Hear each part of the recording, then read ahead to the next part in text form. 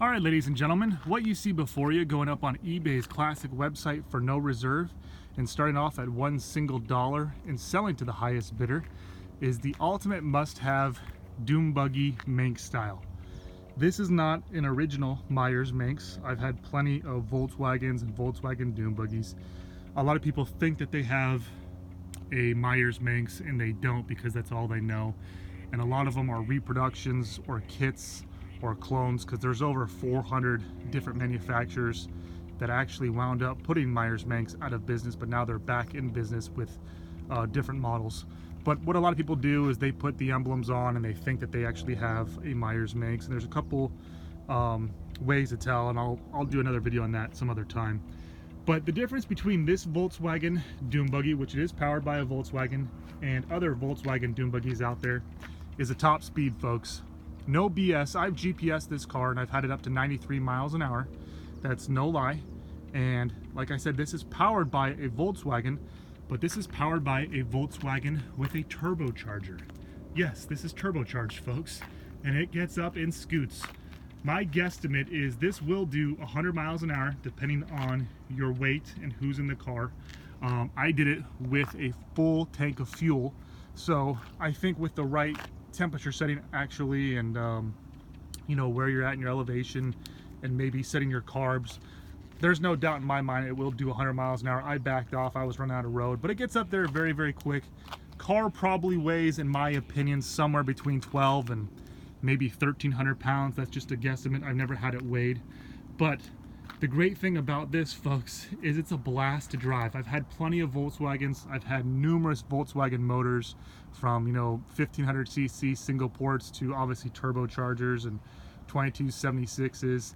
But this by far, this is the second fastest Volkswagen I've ever owned for top end speed. My other car that I actually built was a non-turbocharged, naturally aspirated motor, it was faster, but it was a bigger motor.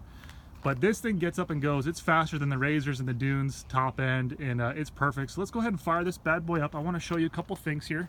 So the great thing about this is it's titled as a 1971 Volkswagen Bug, and it still utilizes the Volkswagen VIN number and Volkswagen manufacturer plate or emblem right there, as you can see. So a couple things. This is your fuel pump. A lot of older cars on the Volkswagens, that was your oil light on the dash. This is your alternator light. So the electronic fuel pump comes on, and then you have your push button start. So you'll see those will both come on. You can hear the fuel pump. So sometimes I usually give it a couple pumps of the pedal, and then I'll hit the start button right here and it'll fire right up. So there you go. There's your RPM gauge. So go ahead and show you the motor here. We're gonna hop out, and I'll show you a couple things.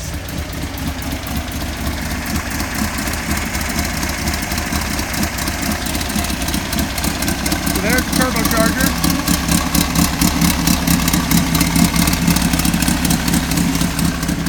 And then you have your dash light right there. And then those are your toggle switches. So this right here is your headlights, and I'll turn those on. You can see them. They're both working right here. That's your headlights. Modeled after the KC Have a Nice Day.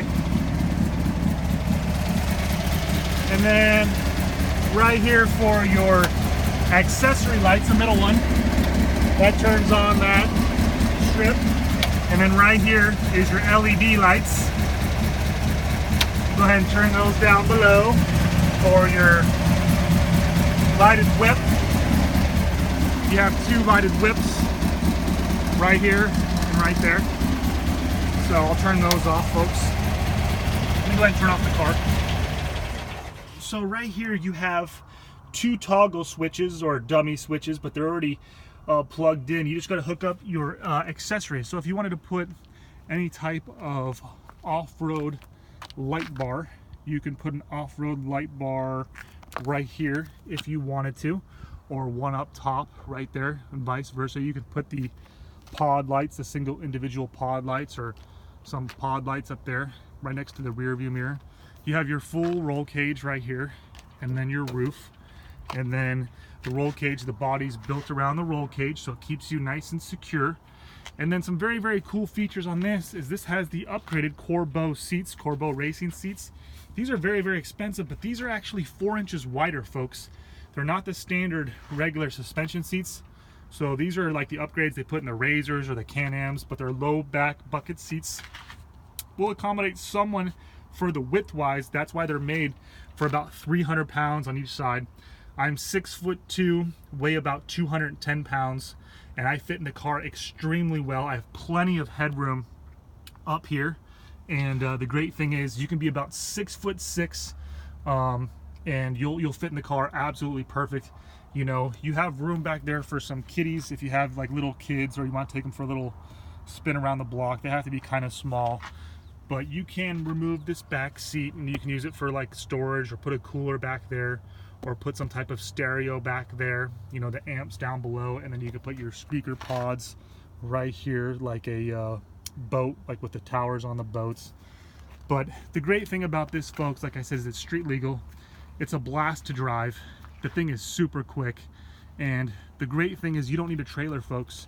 If you have a regular pickup truck, an SUV that's even lifted, even a motorhome, the great thing is you can go on Craigslist or OfferUp and pick up a Volkswagen universal tow bar for a Volkswagen Bug for about 50 to 75 bucks.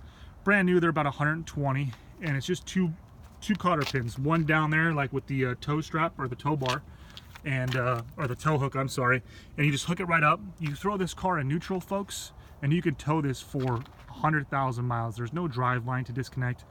And one of the great features about using a tow bar, even if you have like a Honda Accord or a Honda Civic or a Toyota Corolla or even a Toyota Prius, if you have one of the bike receiver mounts and hitches on the back, not on the top obviously, but on the back, or even some type of a cargo receiver where people put their coolers or their extra luggage on the back of the car, you can actually tow this behind a bike rack or a cargo hauler receiver hitch, you know, with a 2-inch ball, folks. I've done it.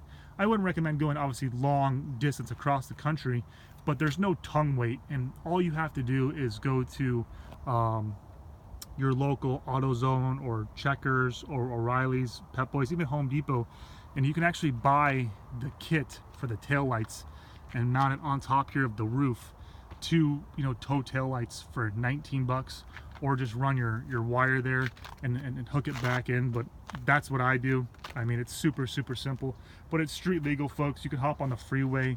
It keeps up with traffic. Like I said, I've GPSed it about 93, 94 miles an hour. There's no doubt in my mind it'll do 100 miles an hour.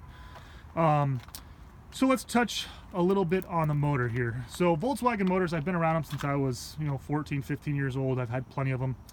The gentleman I bought this from told me it was a 1600, which he believed. And then he also told me that this was a Volkswagen bus transaxle. So first and foremost, I know for a fact that that's not a Volkswagen bus transaxle. And then second, I do not believe that this is a smaller 1600cc with a turbo. In my mind, most people do not turbocharge 1600cc motors. Second, they don't use Weber carburetors on the 1600 with a turbo. So this tells me, in my mind, with the top end, this is just a guesstimate, folks. There's no way to tell unless you tear down the motor and pull out the crank and measure the crank and the pistons. But this is somewhere between a 1776cc and a 1915cc. That's what I would put my money on. So there's actually 3 motors, 1776, 1835, and 1915. They're all the exact same motors. The only difference is the crank size and the pistons. So going from either a 69mm crank to a 74, and then the pistons would either be 90.5s, 92.5s, or 94s.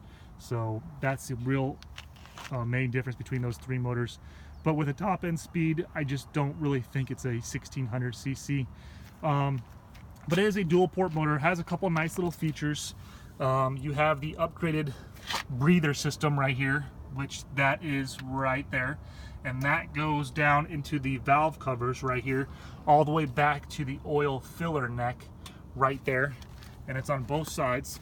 So that helps cool the heads on these Volkswagen motors.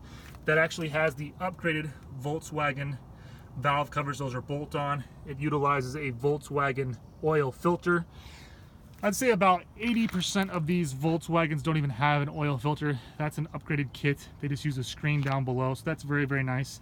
And then also you can see this has the upgraded sand seal pulley right there. That's a billet pulley, so it has all your timing marks on there. And then this utilizes an electronic fuel pump right there, so it's not the regular gravity-fed fuel pump. And then down below, if you can look right there, there's an oil sump. So it holds about another 1.5 to 2 quarts of oil. So these things hold about 3 quarts of oil. You got about 4.5, almost 5 quarts of oil. So it keeps the motor very, very cool. Oil has been changed. You have your upgraded suspension right here with the torsion bars, a little bit heavier duty than the stock Volkswagen torsion bars on the regular bugs. And then that's on both sides. Torsion bars keep the car stable in the whoops versus the radius rods on the razors and whatnot. Newer tires all the way around with the Douglas polished aluminum wheels. So it's very, very light car. And the great thing about this, folks, is it brings back people to their time when they were usually in the early 60s or mid 60s, 70s of their era of, the Beach Boys, Scooby-Doo. And it's a very, very fun car. Like I said, it's modeled after the Have a Nice Day theme, and it turns heads everywhere it goes. It's super reliable, folks. I'm not going to sit there and BS anybody. Is this a show car? By no means it is not a show car. Absolutely not. The great thing about this, folks, the body's in really, really good shape. If you wanted to do something different, if yellow's not your color, what I would recommend, or what I would do, is you can remove the 2 seats. It'd be 4 bolts each, and then remove the back seat, and you could take this car, you could probably do it yourself and have it professionally rhino lined.